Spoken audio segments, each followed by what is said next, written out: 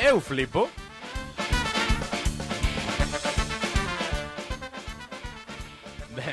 Benvidos e benvidas a este gran circo do mal que se chama Eu Flipo. Bueno, recibimos o ano novo con grandes novedades. Non, en absoluto. Seguimos como estamos. Pero bueno, hoxe vou falar dun tema moi tratado.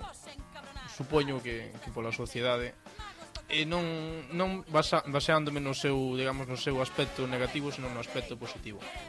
É dicir, tamén quero dicir que lle quero dedicar o clipo desta semana a unha persoa moi especial, que me dame vergoña dicirlo. Dedico yo ao Yonki que outro día dixo que nos ia queimar vivos dentro do Rodalías.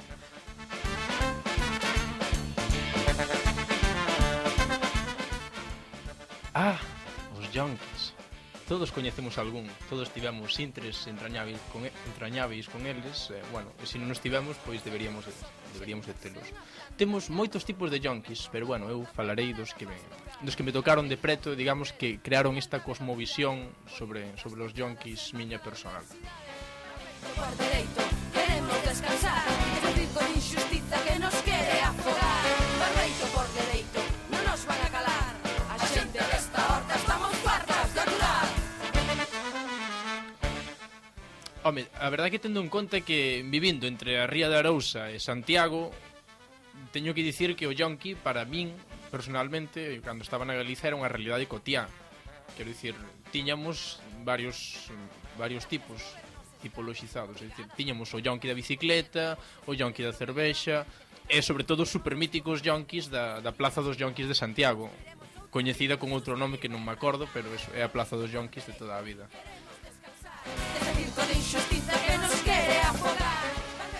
A ver, a min o yonki que máis me tocou sufrir, tamén disfrutar, por que non dicilo, foi o yonki do carriño do supermercado. Pero, bueno, tratábase da mitad da década pasada, os tolos anos 2005, 2007, todos estes anos. Cando eras novo, non?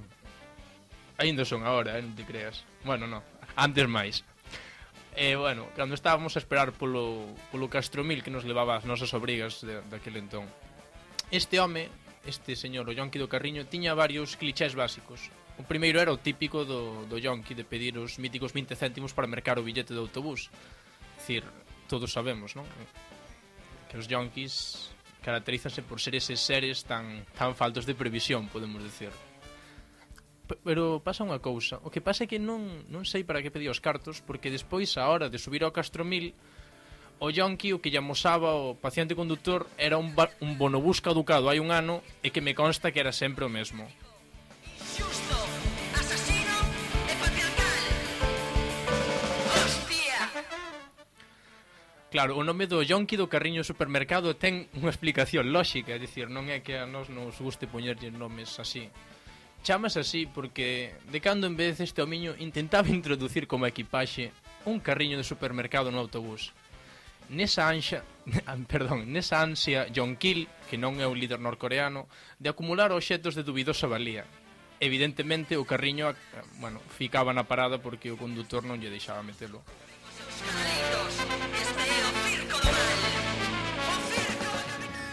Bueno, despois na viaxe interurbana tamén disfrutábamos das súas historias porque o yonki sempre era un foco de atención constante. Explicaba os seus debires, digamos, o que lle pasaba.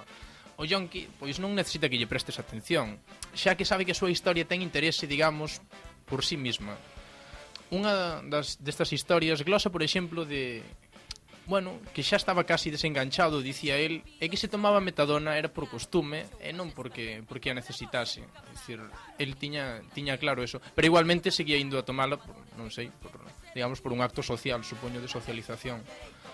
Outra historia que me lembro é aquela na que nos contou que, bueno, fora moi bo futbolista na súa xuventude. O cal realmente parece que foi verdade porque eso, que quedara confirmado por un vello usuario habitual do Castromil ou Ollo. Do Castromil ou do Celta, porque tiñamos as dúas, que nos lo confirmara posteriormente este señor.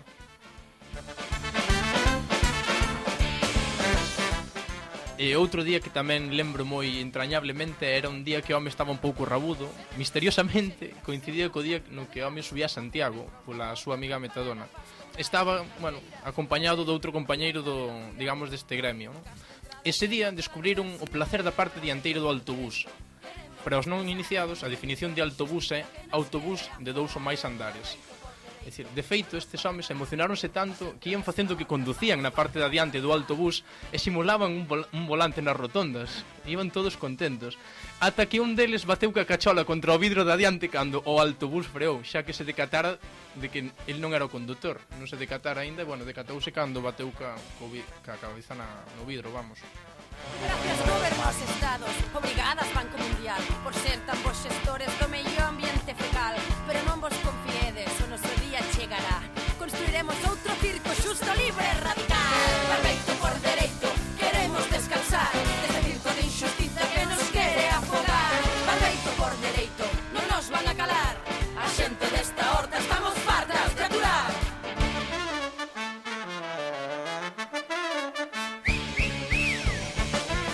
Bueno, digamos que non todo era regocijo ou, bueno, como se diga na vida do Yonki. Tamén existían momentos trascendentes, como aquel no que ambos os dous, o Yonki do Carriño e máis o seu inseparable amigo, se poñían máis filosóficos e intentaban pesquisar as grandes preguntas da humanidade. Isto é unha conversa, digamos, un extracto real de conversa. É moi intensa. Tío, ti cantas formigas crees que hai no mundo? Miles. Non, tío, non, miles non. Eu creo que hai millóns.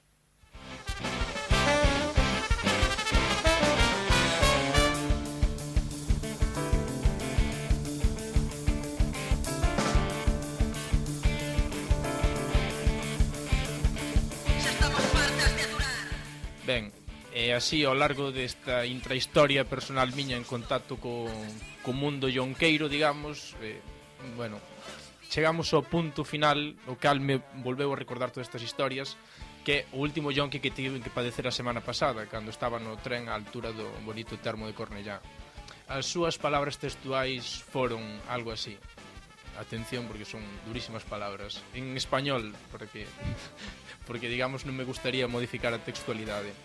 Os voy a quemar a todos, saltaré encima vuestra e os iré prendiendo fuego uno a uno, hasta que os liberéis de vuestras ataduras corpóreas y no protestéis por conciencia española.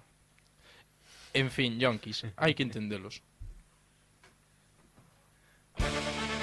Señores e señoras, nenas e bichos, ocupen os seus caleiros. Este é o circo do mal, o circo do capital.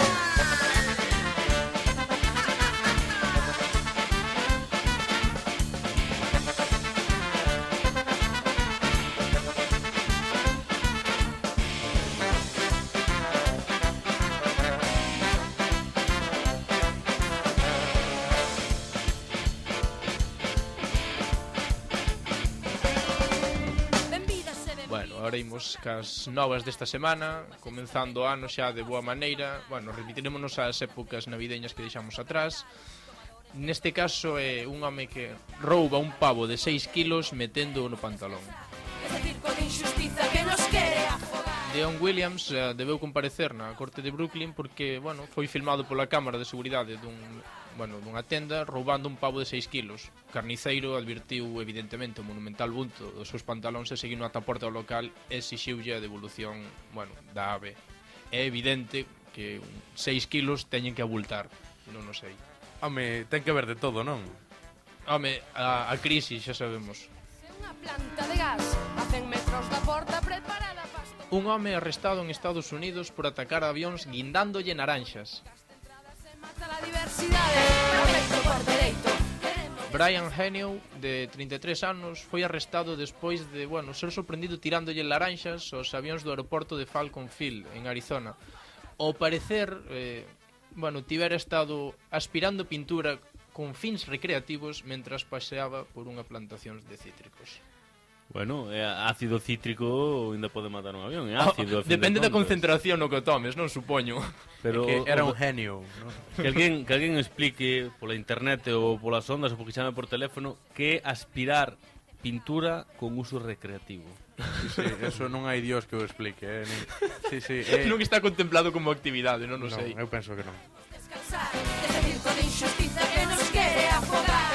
Barreito por dereito. Bueno, xa imos para a parte final do Eu Flipo desta semana co nomeamento do antigalego da semana, que ten moito que ver co que, bueno, Silvio nos relataba antes nunha das súas novas. Non sei se máis ou menos sabemos por onde van os tiros, digamos que algo de longo percorrido e que veu a cristalizar, digamos, neste día. A ver, Manuel, dinos ti que, a ver, sobre que tema pode ser. Estou perdido, Estás perdido? Non Bueno, pode ser. eu Xa yo vin e non podo dicilo porque xa yo vin antes que aposte Silvio loco. Entón, aí a Cidade de Cultura, non? Sí, é o seu máximo inductor. Pois Manuel Fraga, non? Moi ben, efectivamente. O señor Manuel Fraga Iribarner, recordemos para o que non nos saiba, lembremos, exministro dun goberno feixista non elixido democráticamente, responsable de crimes contra a humanidade. Está ben dicilo sempre, todos os días, para que a xente non se esqueza, digamos, a memoria histórica, traballase día a día. Despois da inauguración da Cidade de Cultura, bueno, é o único responsable porque se lle meteu na cachola, digamos, se quería facer, e aí a ten. Non sei que cifra dicíamos de cartos, 500 millóns de euros. 500 millóns de euros que non nos gana ninguén nun mes, nin en dous, é dicir, unha cantidade, unha auténtica barbaridade. E tamén, bueno, responsables os homes de palla que teñen pasado polas consellerías de Cultura e todos os parvos úteis que serviron a este proxecto. Solo engadir a última parte, que me retractarei disto o día no que a Cidade de Cultura teña máis visitantes que a Catedral de Santiago. Non engadiría nada máis por hoxe. Nenas e bichos ocupen os seus caleiros. Este é o circo do mal. O circo do capital.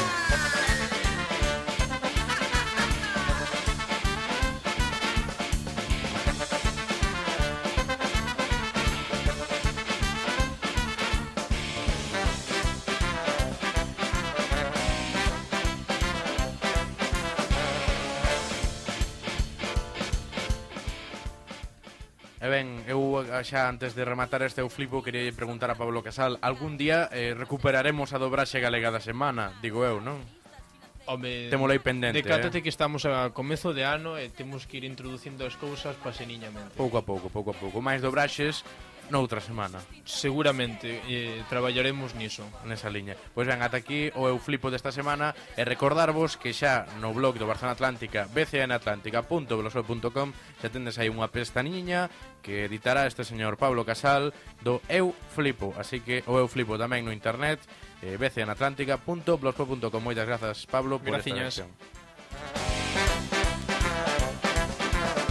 Sementes o transxénicas é unha planta de gas a 100 metros da porta preparada para estourar. Caldeiras no Caurel e alta velocidade, políticas centradas en matar a diversidade.